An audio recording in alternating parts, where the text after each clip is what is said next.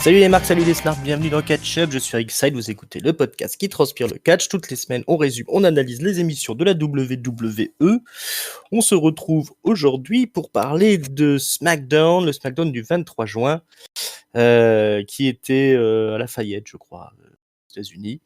Alors, un SmackDown en quelque sorte historique, puisqu'on s'approche de Money in the Bank, et l'histoire continue autour de la Bloodline. Pour m'accompagner dans cette analyse, l'inémitable Raphaël. Comment ça va, Rafa? Ça faisait longtemps.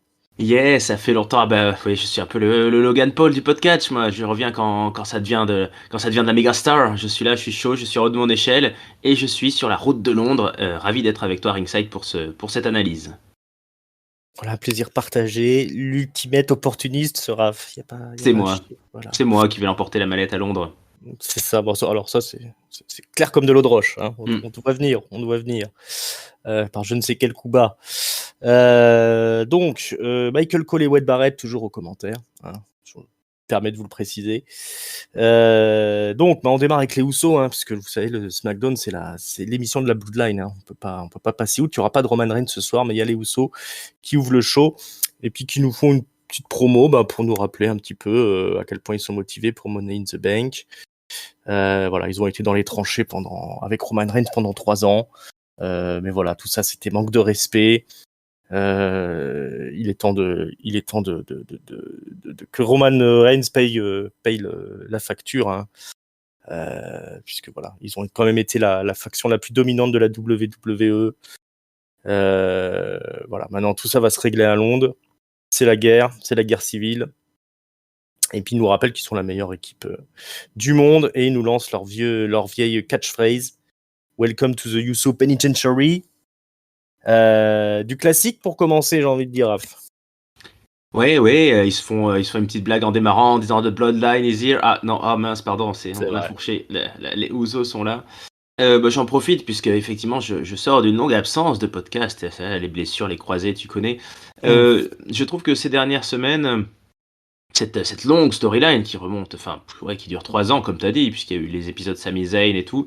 Je trouve que sur la fin, moi ça m'a un petit peu frustré dans le sens où on a eu beaucoup d'interactions entre les uns et les autres qui, tu sais, toi qui es un cinéphile, ça va peut-être te parler, ma comparaison. Ça ressemble un peu à ces séquences de cinéma où t'as les méchants, les gentils dans la même pièce, et puis au lieu d'avoir un vrai dialogue où on se pose des vraies questions, ça se tourne un peu autour, ça se dit une phrase ou deux, et puis ça s'énerve. Et là, en fait, ils ont pas réussi, je trouve, à m'embarquer complètement. Alors ils disent, en plus voilà, c'est un peu paradoxal, ils disent Roman Reigns, t'es toujours, on t'aime toujours, on est prêt à se battre pour toi toujours, la famille toujours, mais bon, tu nous as manqué de respect, donc en gros, on va te défoncer la gueule. Et je trouve qu'ils n'arrivent pas à mettre le doigt sur, ils ouvrent pas vraiment la haine, la violence, ça fait presque formalité, quoi. C'est allez, on va se battre, c'est ce qu'ils disent à un moment. Bon bah il faut qu'on se batte contre la famille, ça arrive des fois dans la vie. Ça, c'est cool de revoir les deux frères Rousseau qui ont l'air de jubiler ensemble en redevenant un peu babyface là avec la foule qui les acclame. Mais voilà, l'exigeant fan que je suis trouve que ça a manqué de. En fait, finalement, on a du mal à percevoir pourquoi ça dégénère, qu'est-ce qui fait, à part un super kick raté de temps en temps, qu'est-ce qui fait que tout d'un coup maintenant tout le monde volte-face. Mais bon, ça reste le catch, on va pas forcément creuser très loin dans des psychologies humaines. Ça reste du catch. Ouais, t'as raison. Voilà, voilà, Roman Reigns, il a abusé, maintenant il paye le prix, c'est tout. Après, je suis Ouais, pas ouais. sûr je suis pas sûr du tout qu'on soit sur la fin de la saga, mais bon, en tout cas, cette semaine, c'était le minimum syndical, on va dire, du côté de la Bloodline, Bah, avec il y a cette pas petite Roman. promo, mais voilà, il y a pas Roman. Mais bon, en tout cas, les Usos sont populaires, ça réagissait au niveau de la foule. Comme souvent maintenant à la WWE, on a une belle ambiance et on a des gens qui sont popés au moment où il faut être popé. Mais c'est sûr que cette semaine, c'était un peu plomb-plomb. Ensuite, on a un match entre Rey Mysterio et LA Knight. LA Knight, le nouveau petit chouchou des foules, j'ai envie de dire. Il y a toujours des grosses pop quand il débarque. Donc là, on lui donne un gros morceau. Ça aurait presque pu être un match de pay-per-view, j'ai envie de dire, cette affiche-là. Rey Mysterio et LA Knight. Donc on a un joli petit match qui est gagné par LA Knight. Et après le match, LA Knight va essayer d'enlever le masque de Rey Mysterio à l'ancienne. Rey Mysterio va être sauvé par son ami de toujours, Santos Escobar, qui va faire fuir LA Knight. Là, encore une fois, que du très classique, hein, j'ai envie de dire.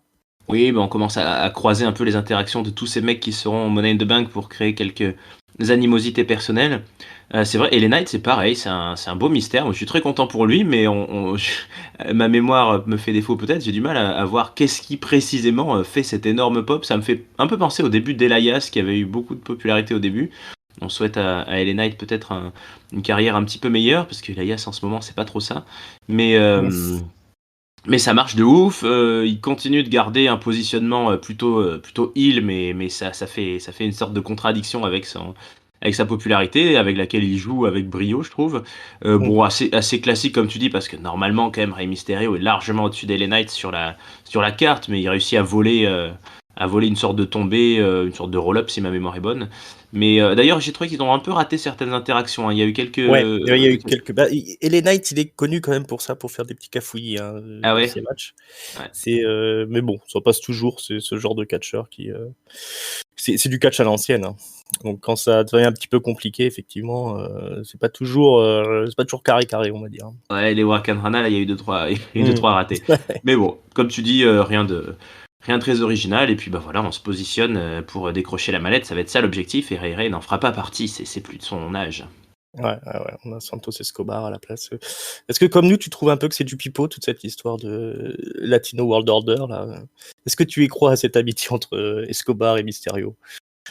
Ah bah moi aussi, moi je suis premier degré, moi je vois ce qui se passe, mais oui, c'est un peu facile quoi. Ils sont copains parce qu'ils sont mexicains, c'est du nationalisme pur et dur, mais bon, oui, peut-être qu'un jour ils finiront par se mettre sur la gueule, mais je sais pas, comme il y a déjà Dominique et Ray en opposition. En tout cas, c'est sûr que c'est tombé un petit peu du chapeau. Ouais. Mais bon, du sombrero. Du sombrero, ouais, plutôt. Bon, bah, ça, c'est. Voilà. On n'a pas grand chose à dire là-dessus parce que c'est très très classique, hein, au final.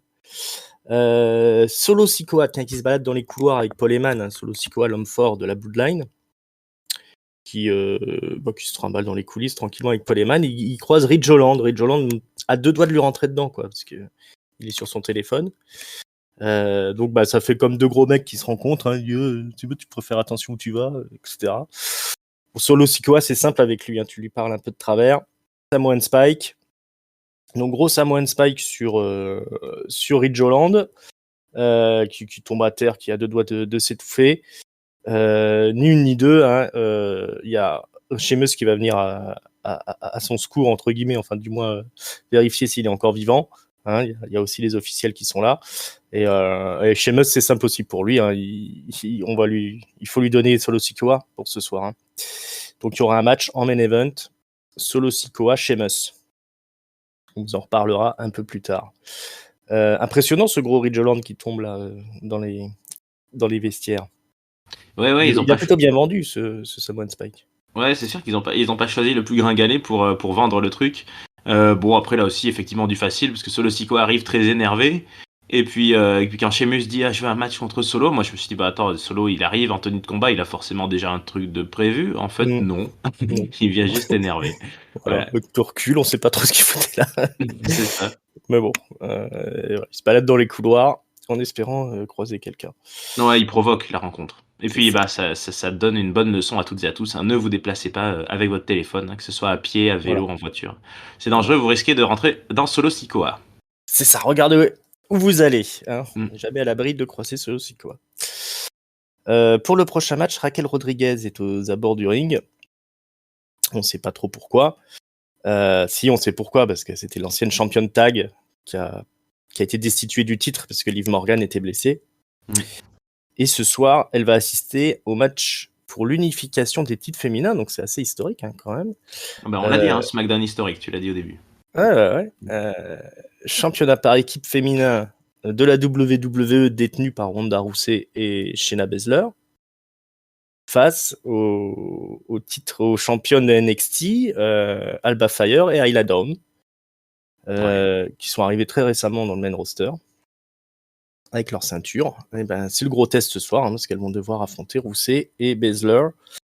Donc un match qui s'ensuit, qui est fort disputé parce qu'elles arrivent quand même à tenir tête à Ronda Rousey et à Shayna Baszler, Alba Fire et Isla Dawn.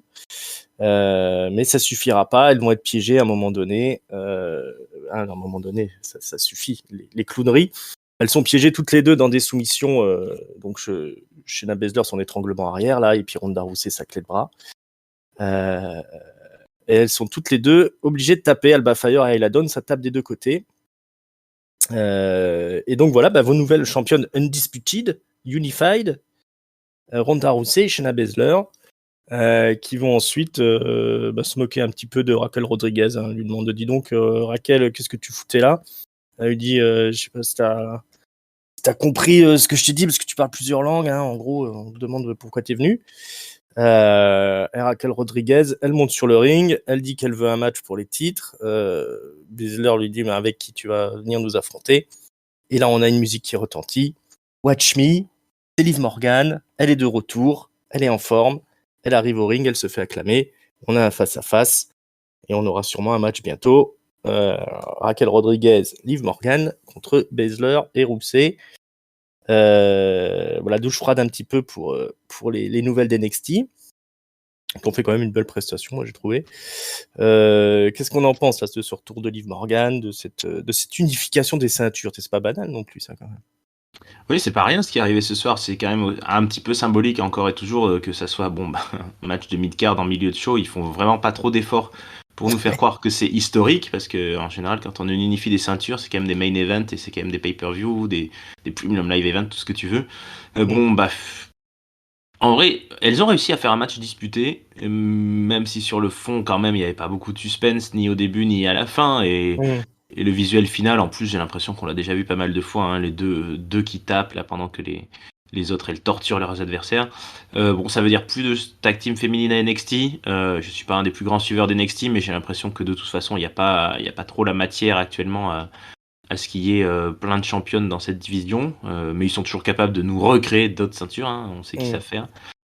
Oui, tout ça manquait, je trouve effectivement un petit peu de folie.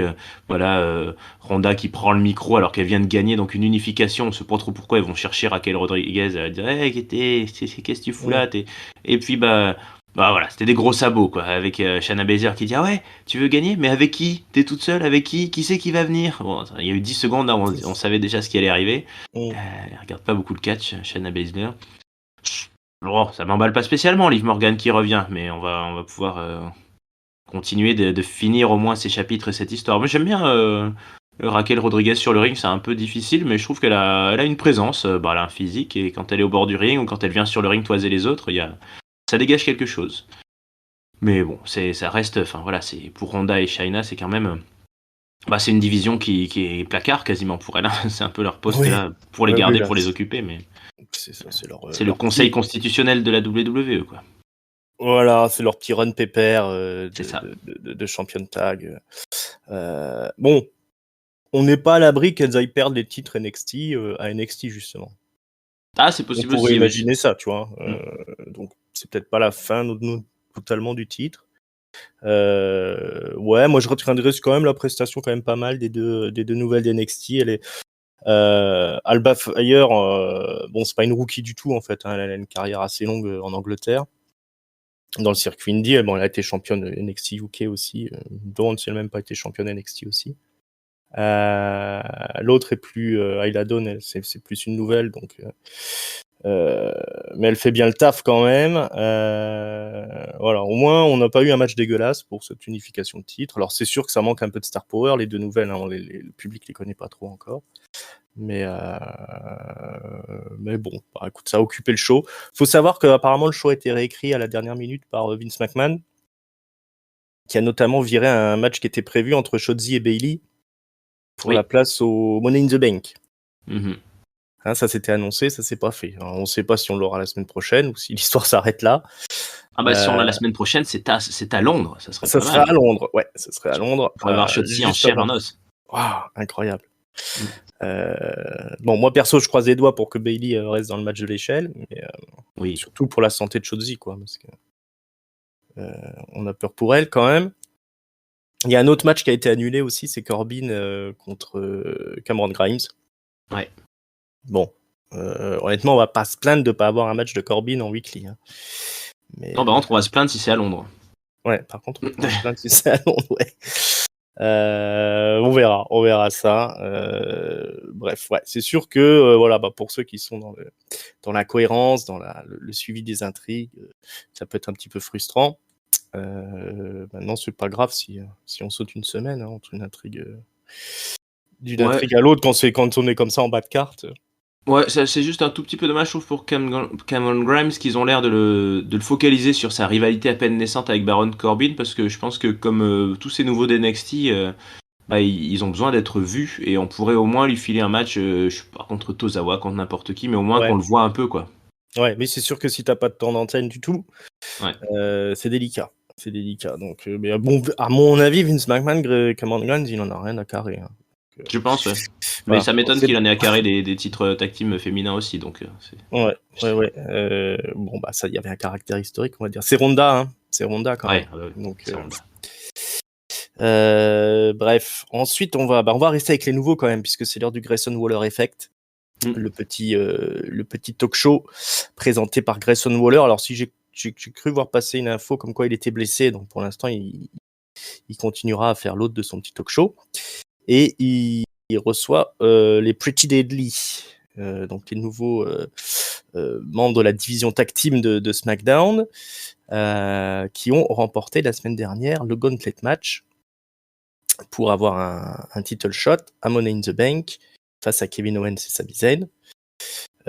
Sachant qu'ils ont volé le match, hein, puisque c'est chez les Brawling Brutes qui ont fait tout le boulot.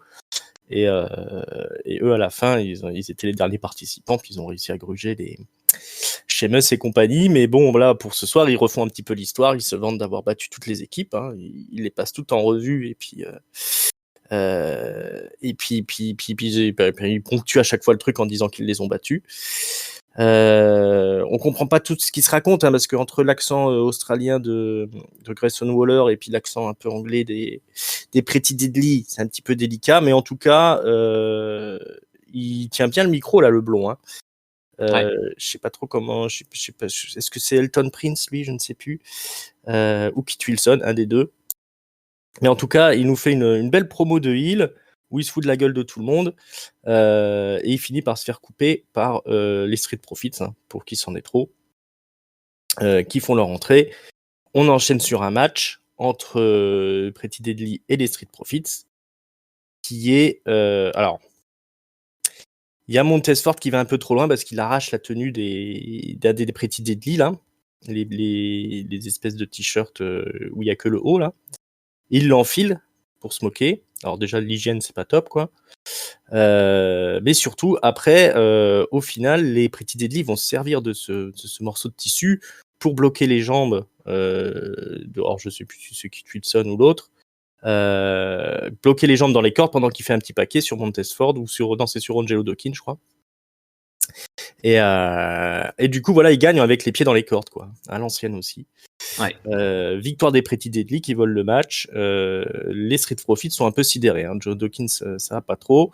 Montez Ford pas très content. Ils enchaînent les défaites, hein, les deux Street Profits depuis un moment. Et par contre, les Pretty Deadly, eux, ils enchaînent les victoires. Voilà, ça va bien pour ces nouveaux arrivés là, directement d'NXT. Oui, bah voilà, c'est ça qu'on aimerait bien avoir avec Cameron Grimes. Enfin, on aimerait bien, je sais pas, mais c'est ça qu'il lui faudrait. Grayson Waller, il y en a qui aiment pas trop. Moi, je trouve que pour le moment, en tout cas, il s'installe semaine après semaine, et c'est ça qu'il faut, s'installer, avoir un petit segment comme ça, vraiment récurrent, ça va permettre d'avoir un personnage. Ouais, ça me rappelle les débuts de The Miz, qui était, oui, par exemple, ouais. qui arrivait comme ça et qui était dans le public, qui faisait de l'intervention micro. C'est un peu, c'est pas plus mal pour démarrer dans le main roster. Oui, c'est pas plus mal. Et puis pour les autres, pardon. Bon, déjà effectivement, tu l'as décrit, hein, et le principe d'un gauntlet match, ils en ont largement profité. La promo était bien, ouais. Il a dit ce qui était assez juste. Hein, il a dit on a beaucoup de respect pour les champions tag team, Sami Zayn et Kevin Owens, mais visiblement eux, ils ont pas le même respect pour nous, alors qu'on a un pédigré, un CV qui montre qu'on est respectable.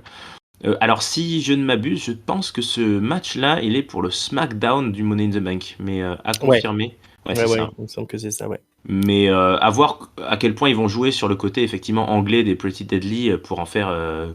Est-ce qu'ils vont être complètement acclamés ou est-ce qu'on va rester kayfabe face à Sami Zayn et Kevin Owens? Ça va être dur d'être plus populaire, mais je suis curieux de voir. Ouais, ouais, ouais, je suis curieux de voir le match aussi. Je suis curieux de voir l'ambiance parce qu'ils se font huer assez facilement. Les Pretty Deadly, ça réagit bien quand ils arrivent. Ouais. Et on connaît les pop que reçoivent Zen et Owens. Et puis face à deux clowns comme ça, comme les Pretty Deadly, les deux autres, ils sont en roue libre aussi en ce moment. Ça risque d'être assez fandard, le match quand même. Je pense, ouais. Voilà, en tout cas, belle prestation des Pretty Deadly cette semaine. Les Street Profits, c'est un peu en chute quand même. Tu sens venir Ouais, le heel turn là ou comment ça se passe? ouais, je le sens venir, ouais. Montesford, il a l'air vraiment de faire la gueule et puis preuve en est que la scène tag team, elle commence à être bien remplie avec ces petits nouveaux de ci de là.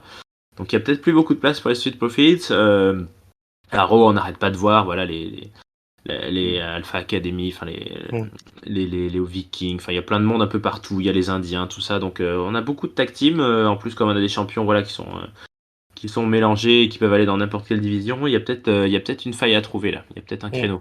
C'est un peu tôt, mais c'est vrai que ça aurait été vraiment cool d'avoir Montesfort dans un Money in the Bank, mais l'année prochaine peut-être à Paris.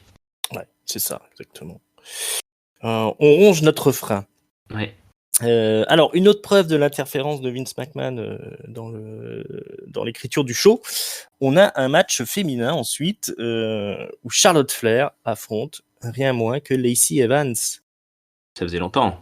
Combat de blondes. Charlotte Flair se défait assez rapidement de Lacey Evans avec son figure 8 leg lock.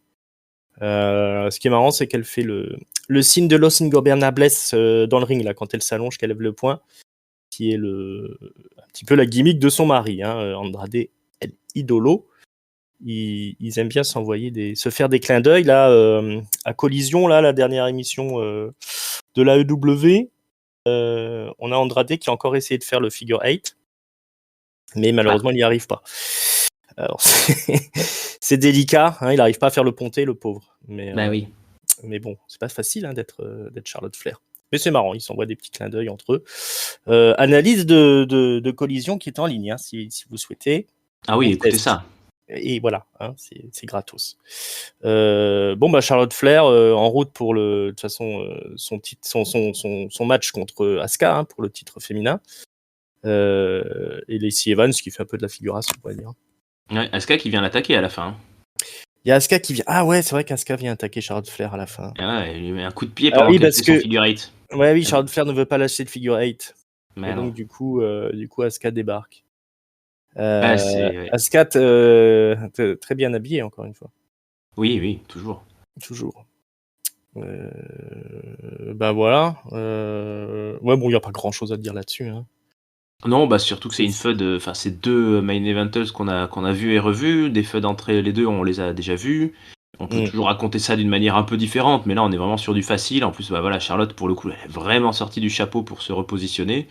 Il y a d'ailleurs toujours Bianca Belair qui vient gueuler un petit peu de temps en temps qu'on lui prend sa place, mais personne l'écoute trop parce que tout le monde est à peu près content de voir Charlotte Asuka, je crois. Non, là ça fait une belle affiche qu'on est très content de voir à nouveau. Il y a complètement du suspense, je trouve, parce que c'est pas gagné ni pour Asuka ni pour Charlotte. On sait pas trop vers où la WWE voudrait aller. Voilà, donc mais en fait ça s'écrit, enfin il n'y a pas besoin de FUD en fait. On a l'affiche, on se donne rendez-vous et puis on y va, on se mettra sur la gueule ce jour-là. Ouais, c'est vrai qu'il n'y a pas vraiment besoin de feud pour construire le truc. Ça arrive comme ça souvent chez les filles. Il suffit d'en mettre deux face à face quand elles ont un certain background, ça suffit. Il y a quand même Bianca Belair qui essaye d'exister. On apprend qu'elle est bannie des abords du ring pour le match entre Asuka et Charlotte. Ça, c'est pas facile pour elle, les négociations. Ouais, c'est difficile dans la famille, là. Ouais, je sais pas trop où ils veulent en venir avec cette histoire. On verra bien. Drew McIntyre est aux Jeux Olympiques spéciaux. On commençait à s'inquiéter, où c'est qu'il était. Il est là-bas maintenant. Qu'est-ce qu'on nous apprend? La semaine prochaine, Asuka défend son titre contre Charlotte. Donc ça, ce sera à SmackDown finalement. Ah oui. Et Kevin Owens contre Pretty Deadly, ce sera à SmackDown aussi. C'est ça. Logan Paul sera l'invité du Grayson Waller Effect. Et Roman Reigns sera de retour. Donc ça va être chargé. Hein. Quel programme! Quel programme de foufou. Et ensuite, c'est l'heure du main event. Sheamus, Solo Sikoa. Un match forcément très brutal. Hein. Sheamus, toujours le favori de la foule, qui va se battre comme un beau diable pour mettre à terre Solo Sikoa. Hein. Il va faire notamment son décompte de 10 là, avec les coups d'assommoir dans le coin du ring. Il va tout faire, mais Solo Sikoa va réussir à l'envoyer à l'extérieur du ring et l'envoyer dans les barricades. Il va le démonter, stoppage de l'arbitre. Parce que là, Sheamus, c'est fini, il est KO. Et il y a les secours qui viennent même auprès de Sheamus, mais Solo Sikoa attaque tout le monde. Il n'en a pas fini avec Sheamus. Heureusement, les Usos débarquent. Ils font fuir Solo Sikoa. Enfin, même pire que ça, hein, ils lui font un double splash sur Solo Sikoa. Voilà, il aurait pas dû trop faire le malin. Il se retrouve avec ses deux frangins sur le dos, comme quand il était petit. Sur le ventre même plutôt. Voilà, sur le ventre, boum boum. Solo Sikoa qui aura pas réussi à s'imposer cette semaine, même si apparemment il a envoyé Sheamus à l'hôpital. On en saura pas plus là-dessus. Dis-moi. Ouais, justement, le match officiellement, c'est victoire de Solo ou c'est double count-out? J'ai pas trop compris en fait comment ça finissait. Je crois que c'est décision de l'arbitre, oui, comme tu l'as dit, victoire de Solo Sikoa. Moi j'ai gagnant Solo Sikoa par arrêt de l'arbitre. C'est ça, ouais. J'avoue que bon, on n'a pas vraiment de. Le résultat final importe peu, vu que c'était un carnage total quand même. Hein. Ah bah c'était une belle baston. Hein. Une belle baston, ouais. Il catche bien, Solo Sikoa. Sheamus toujours au top. Ouais. Je souhaite vraiment que 2023, je sais pas par quel biais, mais lui offre un petit peu d'or à ce Sheamus parce que ouais. On va dire fin de carrière, parce qu'on sait qu'il est plutôt jeune, quelle fin de carrière de loser magnifique, hein, que ce soit ses feuds contre Drew McIntyre, ses tentatives là pour l'intercontinental avec Gunther, enfin il a été au top depuis on va dire 2-3 ans là, depuis qu'il a les Brawling Brutes avec lui, sans vraiment jamais écrire quelque chose dans son palmarès, mais bon il écrit sa carrière, il écrit sa légende, c'est ça le plus important. Mais au final, petite écriture sympa, mais très bien pour occuper ce SmackDown je trouve avant Londres. Voilà, on a mis Sheamus et les Brawling Brutes face à Solo Sikoa, ça nous a donné un costaud match de main event. Et bon, une intervention finale, là encore, qui déroule sur ce qu'on connaît classiquement, hein, qui ressemble un peu à ce qu'il y avait eu la semaine dernière déjà. Les super kicks dans la gueule du frangin. On note le regard difficile à cerner de Paul Heyman, qui a l'air à la fin mi-énervé, presque avec un sourire carnassier. Donc qu'est-ce qu'il a dans la tête celui-là? C'est quand même lui qui est au centre de tout ça finalement, puisque les Usos ont pareil, j'ai pas trop bien compris quels étaient leurs griefs, mais ils en veulent vraiment à Paul Heyman, donc peut-être qu'il va prendre de l'ampleur aussi ces prochaines semaines, Paul. Ouais, c'est ça. Ouais, il faut pas enterrer Paul Heyman trop vite. Hein, il fait partie du main event. C'est un des patrons de SmackDown. Voilà, on sait pas qu'est-ce qui manigance. Hein, parce que moi je dis tout ça n'est pas fini. Hein, donc, ah non. Ce sera qu'une étape ce Money in the Bank dans la grande histoire de la Bloodline. Mais bon, on a fait le tour du show, donc ça va être l'heure du mot de la fin, hein, tout simplement. On va donner une note, un top, un flop. Qu'est-ce que tu donnerais comme note à ce? Bah écoute, je mettrais un 3,5, je pense. 3,5, c'est bien généreux. Ouais, bah écoute, je trouvais ça plutôt pas mal, moi, dans le show. De manière générale... on s'est pas ennuyé. On s'est pas ennuyé, et je suis donc... vous l'aurez compris et vous le savez, peuple de catch-up, on est une petite bande à y aller en live à ce Money in the Bank et à ce SmackDown. D'ailleurs, n'hésitez pas à nous dire si vous y allez aussi. Je suis vraiment content, enfin je trouve qu'il y a du bon, il y a du mauvais, mais on est quand même dans une période où la WWE, ça me plaît bien, moi, que ce soit à Raw ou à SmackDown, on a des beaux matchs, on a des belles superstars qui se donnent bien, que ce soit en mid-card, en main event, bon voilà, on va pas reparler de tout le monde, mais voilà, que ce soit la popularité de Rollins, la Bloodline... Les petits noms comme LA Knight, comme Otis, enfin il y a des mecs qui sont un peu en feu et c'est vraiment chouette, c'est agréable à suivre, les publics sont bons comme tu l'as dit, je trouve qu'on a vraiment des shows où ça réagit bien, où ça fait des belles ambiances, donc c'est une belle période pour suivre la WWE, et ce SmackDown en était un bel exemple, avec un show comme toujours qui est plutôt court, donc pas trop de points faibles, et puis un rythme assez soutenu, pas mal de matchs. S'il fallait dire un flop, C'est pas évident d'ailleurs de dire un flop. Peut-être pour les Street Profits effectivement, Mmh. qui sont dégringolés bien bas dans la carte et dont plus personne, trop, s'intéresse. Et un top, du coup, on va faire par opposition. On va le mettre au Pretty Deadly, qui montre que quand même, ils ont pas non plus volé ce title shot qu'ils vont avoir. Ouais, je suis d'accord avec toi, je vais donner mon top aussi au Pretty Deadly. Belle promo. Ça fonctionnait bien à NXT, ça fonctionnait bien à NXT UK aussi.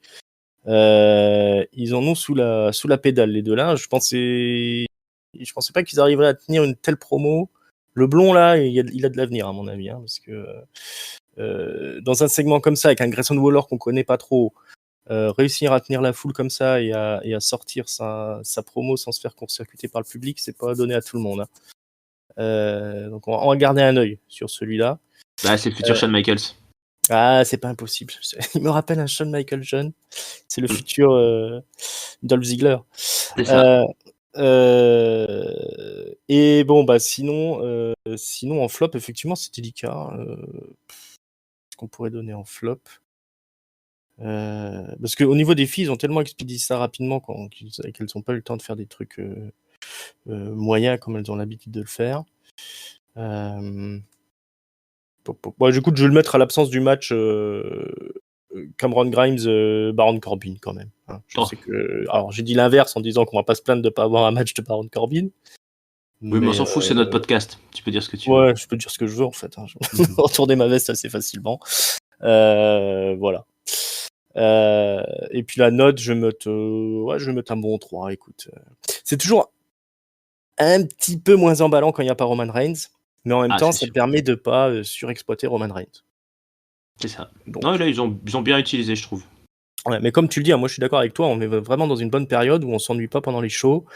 Il y a jamais rien d'honteux, surtout à SmackDown où c'est plus court, donc ils ont moins le temps de faire de bêtises. Je te suis, c'est vraiment une bonne période pour être fan de la WWE. Et d'ailleurs, du coup, on va continuer à débriefer, à analyser tous les shows. Et on a une grosse semaine là, qui arrive, même plutôt une fin de semaine qui va être assez historique puisqu'on va se retrouver à Londres, nous. On va voir ce Money in the Bank en live. Waouh. J'ai même du mal à y croire. Je ne l'envisage je l'envisage même pas. On s'en rendra compte une fois dans la salle. C'est ça. À l'ouverture des portes. À l'ouverture des portes, voilà. On y va direct dès l'ouverture, hein, je te rappelle. Ouais. Donc ça, on vous en donnera des nouvelles dans les semaines qui viennent. Donc restez pour la semaine prochaine. Hein, je pense. Je sais pas trop comment on va se goupiller ça, mais on va vous faire du contenu.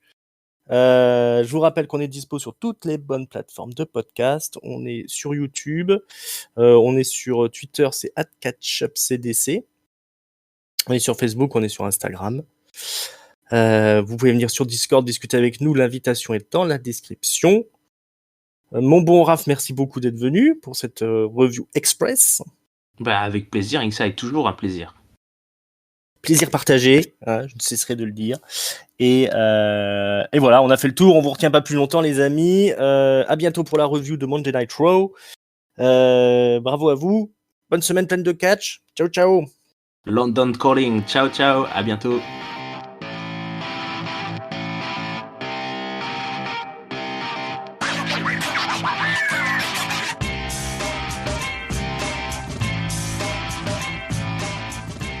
J'allais dire, comment aurais-tu réagi si Liv Morgan avait fait son grand comeback en live à Londres sous nos yeux?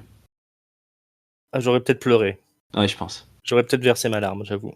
T'as ouvert ta bière, je pense. Et renversé ma bière, ouais, ça c'est fort possible.